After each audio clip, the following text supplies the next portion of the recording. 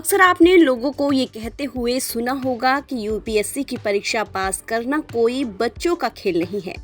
जी हाँ, हमारे देश के ज्यादातर नौजवानों का ये सपना होता है कि वो पढ़ लिख कर आईएएस, आईपीएस अफसर बने।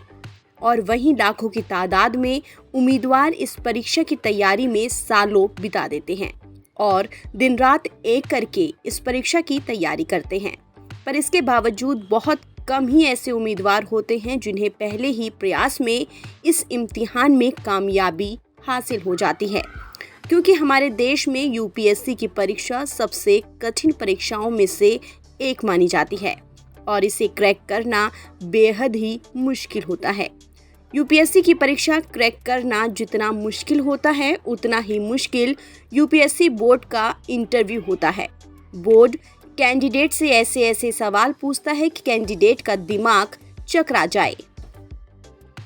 सिविल सेवा 2022 परीक्षा के परिणाम पर नजर डालें तो इसमें टॉप 4 रैंक तक बेटियों ने ही बाजी मारी है। चौथे रैंक हासिल करने वाली स्मृति मिश्रा प्रयागराज की रहने वाली हैं।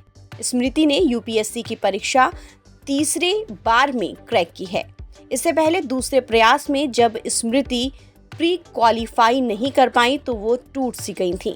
उन्हें लगा कि वो यूपीएससी नहीं कर पाएंगी, लेकिन उस वक्त उनके सीनियर्स ने उन्हें हौसला दिया, जिसके बाद स्मृति ने खूब मेहनत की और सफलता हासिल की। स्मृति से इंटरव्यू के दौरान कई रोचक सवाल पूछे गए। चूंकि स्मृति प्रयागराज से थीं, इसलिए उनसे कुंभ मेले को लेकर सवाल किया गया। पूछा गया कि कुंभ मेले का आयोजन कैसे होता है, कैसे इतनी भारी भीड़ को मैनेज किया जाता है। स्मृति अभी लॉ की पढ़ाई कर रही हैं।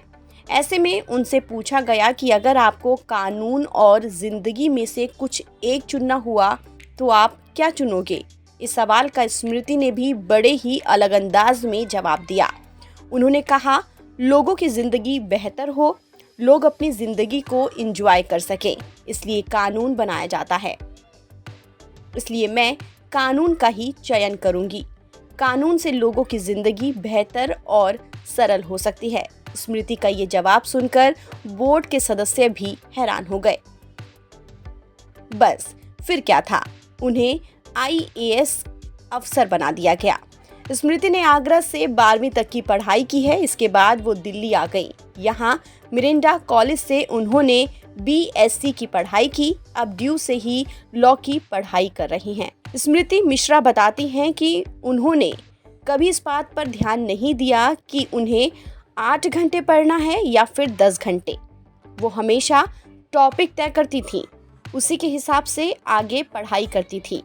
उनका फोकस रहता था कि आज मुझे ये टॉपिक ख़त्म करना है। उसी के हिसाब से स्मृति पढ़ाई करती थी।